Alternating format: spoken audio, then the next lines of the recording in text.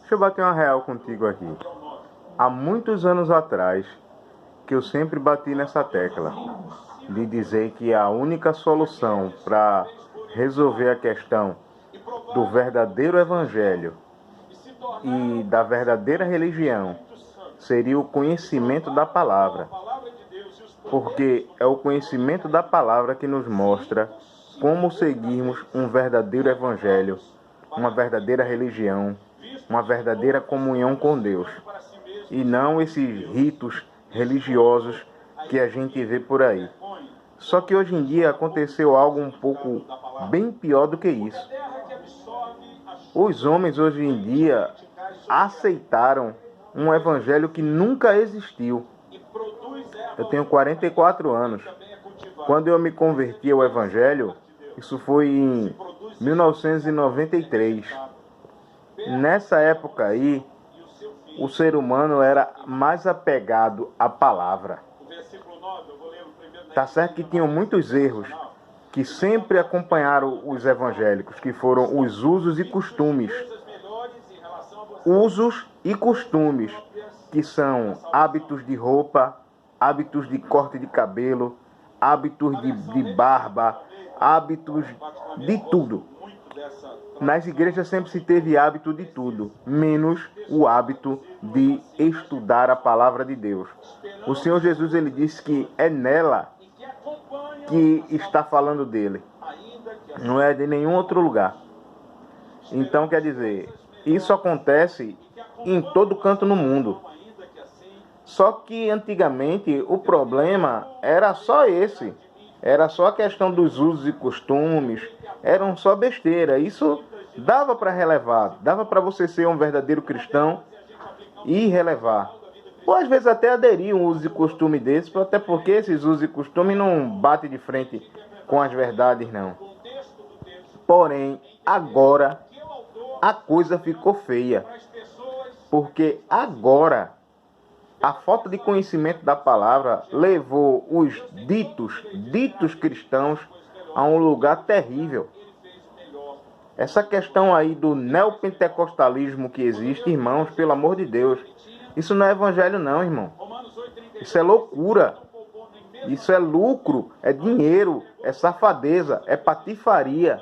É a gente ver pastor aí usando dinheiro que é oferecido nas igrejas para comprar jatinho, para comprar lancha, para comprar jet ski, para comprar casarões. Irmão, é só imaginar que o valor daquele casarão que aquele pastor desgraçado mora daria para matar a fome de milhares de pessoas. Irmão, se Jesus viesse de novo, que não vai ser assim mais, ele voltará aqui agora como Rei dos Reis, Senhor dos Senhores. Ele virá para acabar com essa patifaria que está acontecendo nessa terra. Mas se ele viesse da maneira como ele veio no passado, como humilde, como ser humano, ele automaticamente venderia uma mansão dessa ou um jato desse para dar de comer essas pessoas, irmão. Na hora, quando ele visse que um filhinho dele estivesse passando pela situação que passa, ele arrancaria uma porta dessa de vidro de uma igreja dessa, um ar-condicionado desse, e venderia para dar de comer aquela família, irmão. Na hora. Na hora, sem pensar duas vezes. E aí ele seria o quê? Seria preso e seria acusado de alguma coisa. Mas na realidade o que ele estava tentando fazer era levar em conta aquilo que ele é, que é a verdade. E essa verdade não está em ritos religiosos, nem em costumes. Algo que demorou um bocado de tempo a acontecer, mas infelizmente aconteceu, foi que a palavra diz que por se multiplicar a iniquidade, o amor de muitos esfriaria. E foi justamente o que aconteceu. O amor de muitos esfriou, irmão. Hoje em dia ninguém prega sobre o amor, ninguém fala sobre o amor. O amor é essa palhaçada que tem na igreja. Chacalaca,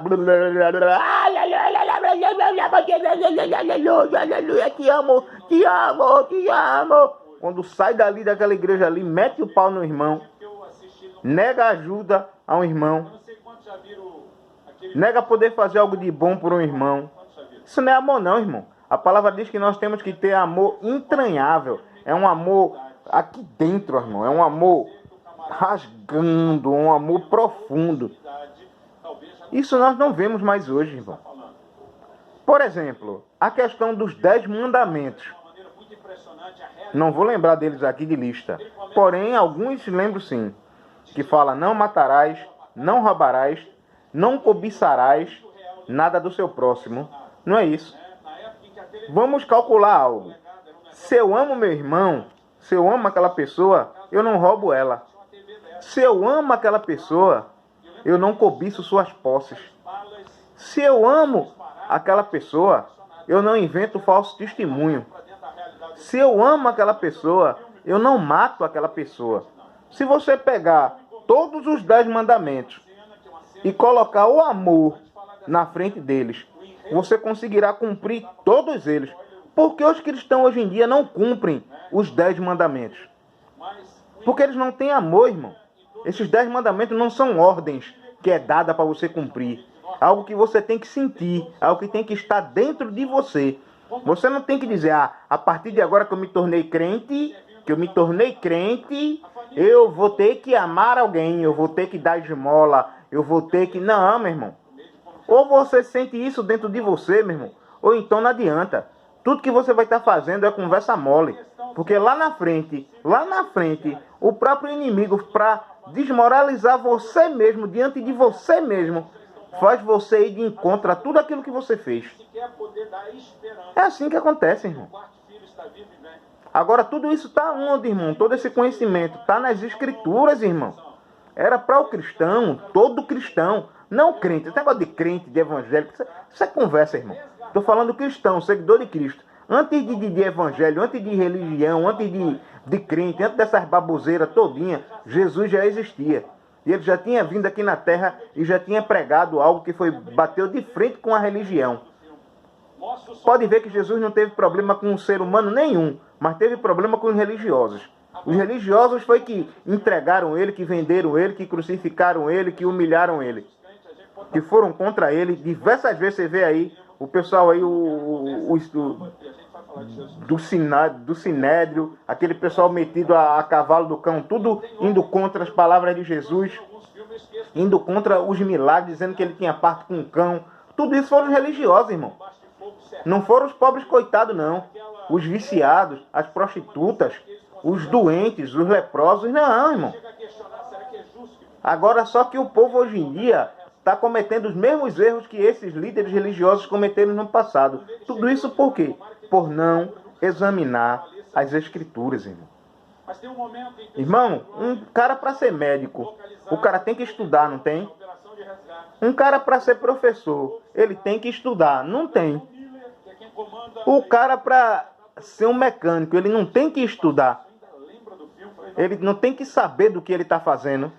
E por que o crente que se diz cristão, tem 20 anos, 30 anos de igreja, se você perguntar a ele se ele já leu a Bíblia, ele vai dizer que não. Ele nunca leu. Ele lê versículos salteados que é dado na igreja e que muitas das vezes são mal interpretados e que são ensinados de maneira errada. É isso que acontece, é essa desgraça que está acontecendo aí no mundo. Agora, quem é que está ganhando com isso? Quem é que está batendo palma com essa palhaçada? É o inimigo, irmão. Que ele está fazendo com que pessoas se afastem do Evangelho e não queiram mais corja com o Evangelho. Está entendendo? É isso, irmão. O inimigo está batendo palma para isso aí que está acontecendo no mundo. Pessoas deixando o Evangelho ou pessoas dentro das igrejas. Irmão, estar dentro de uma igreja não significa nada não, irmão. Você vai ver naquele dia, quando houver o arrebatamento, igrejas vão ficar lotadas.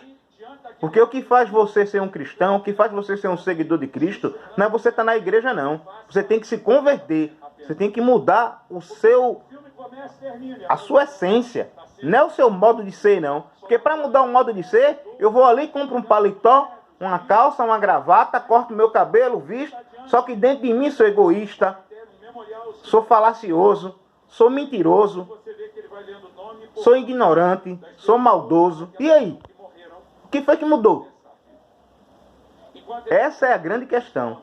E essa mudança só é adquirida através do poder do nosso Senhor Jesus Cristo, que adquiriu para nós, porque ele sempre teve esse poder para ele, mas ele adquiriu isso para nós na cruz do Calvário. Mas para saber disso, tem que ler as Escrituras. Tem que ler as Escrituras, irmão.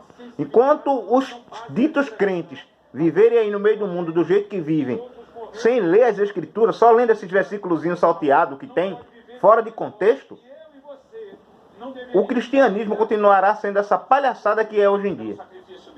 Infelizmente. É isso. Essa é a verdade.